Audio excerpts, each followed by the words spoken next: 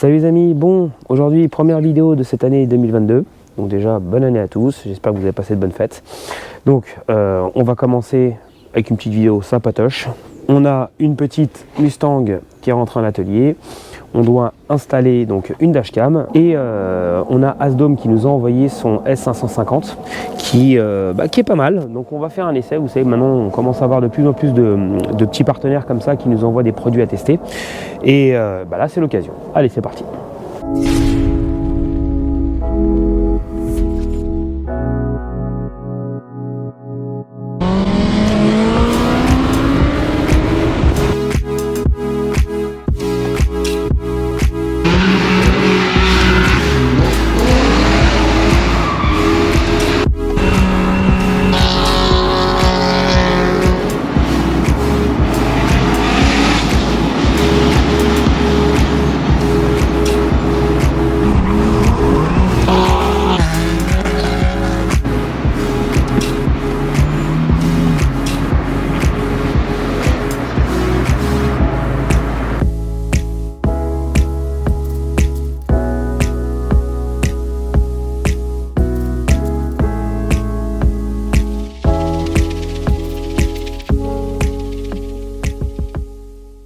Donc le modèle, c'est celui-ci, M550, donc c'est l'équivalence un peu au dashcam dual M2 Pro, les Vanchu, donc c'est un peu l'équivalence. Après je trouve un peu plus pratique le système de fixation, vous allez voir, c'est la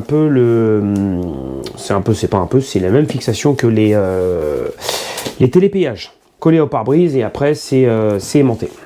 Donc allez, on déballe, déjà beau packaging. Comme d'habitude, l'allume-cigare.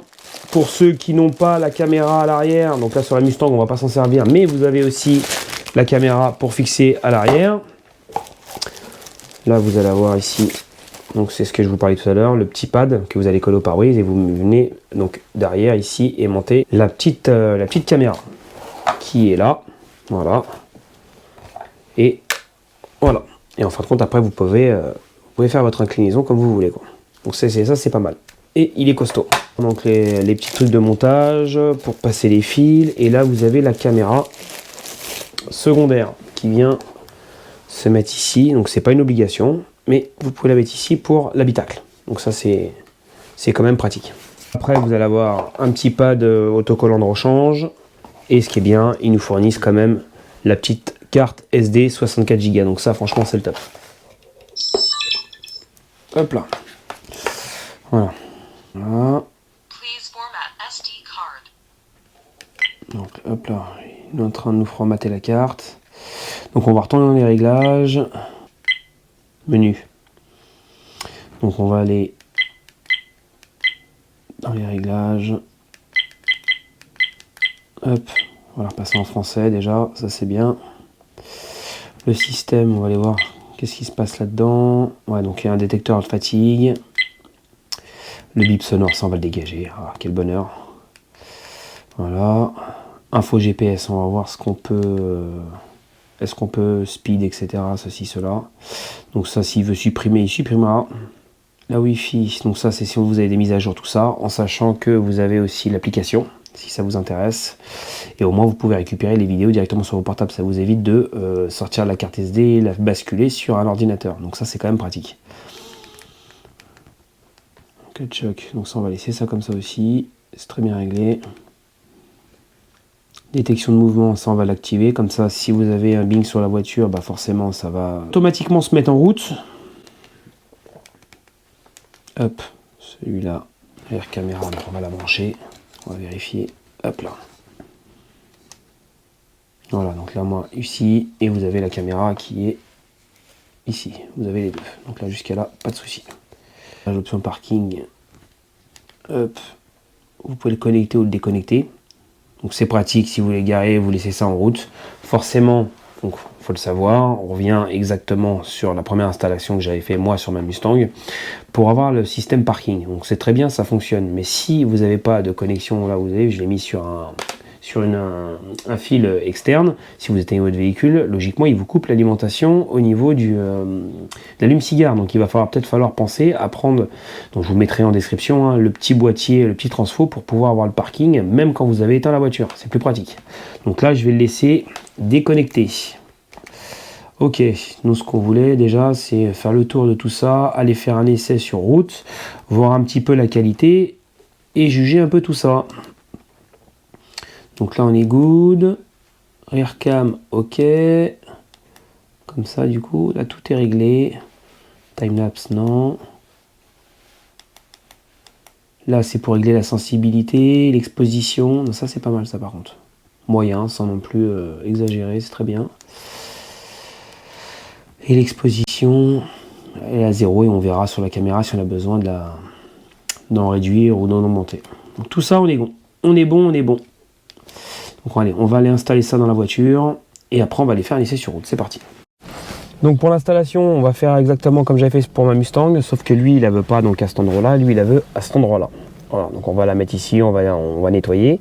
Provisoirement, donc je vais passer mon câble dans donc, le montant ici, hein, donc le câble qui est fourni d'origine, et après lui il changera le câble, il remettra en bas au niveau du boîtier pour avoir le système parking et une alimentation permanente. Allez, on va dégraisser déjà le pare-brise.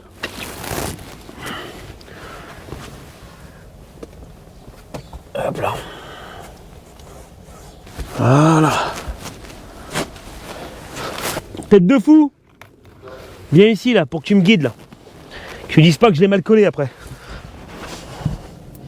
Va te mettre là-bas. Une fois que c'est posé, hein. Donc après viens plus pleurer. Hein. Voilà. Donc je vais la mettre au maximum vers le haut. Ouais, emmène un peu vers moi. Encore. Après non, parce que là tu le vois à la caméra lui. Hein. Voilà, pour pas le voir, il faudrait que je mette à peu près ici. Ça te va pour toi ici là? On voit dedans. Ah, t'aimes bien qu'on te voie toi hein? Ouais. Non j'aime pas du tout. Parce qu'après la caméra après va cramer.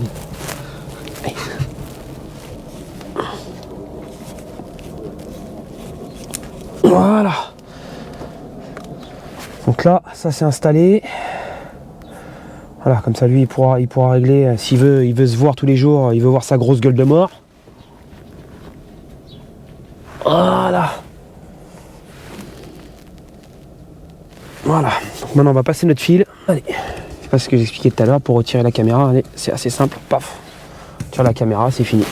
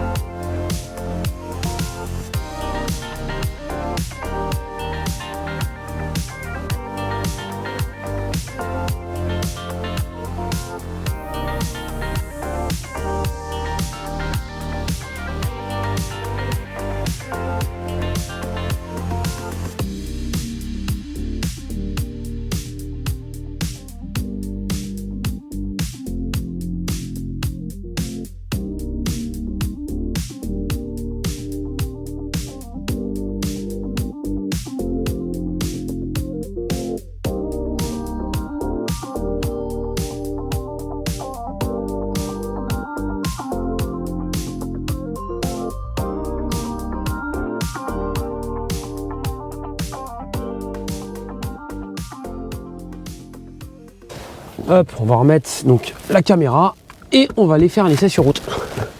Bon voilà les amis, allez je suis parti, on va faire un essai sur route. Donc là, il y a uniquement la caméra, donc la dashcam qui tourne. Donc caméra habitacle, caméra direction route. Et également le micro, c'est le micro de la dashcam. On va faire ce petit essai. Donc visuellement comme ça, les couleurs sont belles. Après, il faudra voir réellement sur ordi comment ça ressort. Mais ça va l'air d'être vraiment très propre. Même niveau qualité, 4K forcément. Donc c'est correct et je trouve que c'est déjà largement suffisant pour une dashcam. Donc non, franchement, c'est propre. Donc je profite au passage donc, de l'essai de la dashcam, rien à voir, là, on est un petit peu hors sujet, mais j'en profite parce que j'ai énormément de personnes qui m'envoient des messages, etc. Et ils ont vu comme quoi que j'avais mis la M4 en vente. Et donc logiquement vendu, c'est un abonné qui repart avec. Et logiquement j'ai déjà racheté la nouvelle. Donc je vous ferai une vidéo si j'ai la chance de pouvoir vous faire la vidéo, je vous ferai la vidéo des deux en même temps. Parce que forcément la M4 je ne l'aurais pas gardée longtemps et je vous ai pas fait de présentation plus que ça. Donc j'en profiterai pour vous faire cette vidéo de présentation les gars.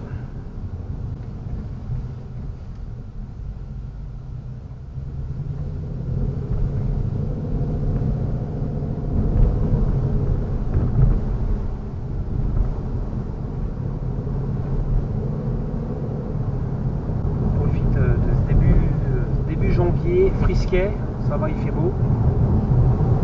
Il y a un peu de beau temps, c'est le principal. Là, celle-ci, elle n'est pas très grosse, donc franchement, ça c'est le top du top. Elle n'est pas très grosse. Bon, lui, il a voulu la mettre à droite, moi j'aurais mis plutôt à gauche. Mais là, même à droite, on a un point de vue intérieur qui est quand même correct. L'extérieur, bon, on n'est pas tout à fait centré, mais c'est correct. Donc, pour une utilisation de dashcam, puisqu'à la base, c'est vraiment pour accident ou quand vous êtes garé parking, etc., c'est largement suffisant. En sachant, vous avez vu que sur celle-ci, vous avez l'option, bon, pour ceux qui n'ont pas la caméra, vous avez l'option caméra à l'arrière. Lui, il n'a pas voulu l'installer, mais vous pouvez l'installer, vous la mettez sur l'arrière du pare-brise. Donc lui, il n'a pas voulu parce qu'en plus, là prochainement, il doit aussi changer les vitres teintées. Mais vous pouvez la mettre derrière, ça vous permet d'avoir carrément 3 enregistrements. 3 points de vue d'enregistrement différents. Donc ça peut être pas mal aussi quand vous faites une petite sortie voiture ou un petit rassemblement, ça peut être pas mal d'avoir 3 points de vue comme ça différents. Bon, il y a il y a un peu de démontage, je vous remettrai le lien. Ça fait un peu la même installation qu'on avait fait pour la dashcam de la M5, où on s'est amusé à déposer donc tous les montants et puis crapahuter jusqu'à l'arrière pour fixer ça sur le pare-brise arrière. Mais voilà, il n'y a rien de compliqué. Après, vous avez une petite prise à connecter sur le côté de la caméra. Et puis, c'est fini. Donc, on est arrivé. Je me gare et je vous reprends après.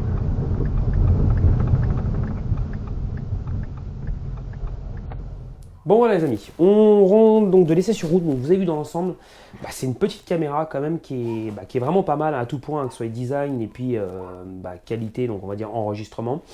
Allez, un petit point, on va dire, alors je peux pas dire que c'est un point négatif puisque la caméra n'était pas côté conducteur mais plutôt côté passager. Le micro est un petit peu faible, mais je pense c'est parce que voilà, la caméra n'est pas centrée au milieu mais plus vers le côté passager. Mais on entend très bien, on entend bien le moteur, on entend bien tout ça, donc franchement il n'y a rien à dire. Moi, pour ma part, le gros point positif, c'est le système de fixation. Pour moi, le système de fixation autocollant, c'est le top du top, puisque le souci qu'on avait avec les Ventoux et puis les autres marques, c'est vraiment le problème de la ventouse, parce qu'avec le temps, cette ventouse sèche, colle moins bien, la caméra peut tomber avec les fortes chaleurs, etc. Que là, franchement, ça ne bouge pas du tout. Donc, dans l'ensemble, c'est un produit qui est, dans la globalité, qui est assez simple, donc qui est, on va dire, sur le marché des caméras, qui est correct. Le prix, on doit être aux alentours des 150 €. Donc, vous allez voir, je vous mettrai tout dans la description. Il y aura des codes promo, etc. pendant un certain temps. À savoir que si vous voulez donc le petit transfo externe, c'est très pratique pour avoir une alimentation permanente. Attention, ne vous faites pas avoir, puisque j'ai un abonné qui s'est fait avoir. Quand vous commandez le transfo, vous pouvez sélectionner l'embout du transfo. Donc prenez bien l'embout du transfo qui correspond à votre caméra. Voilà. Donc les amis, j'espère que ça vous a plu. Pensez à partager. Et puis je vous dis à la prochaine. Ciao.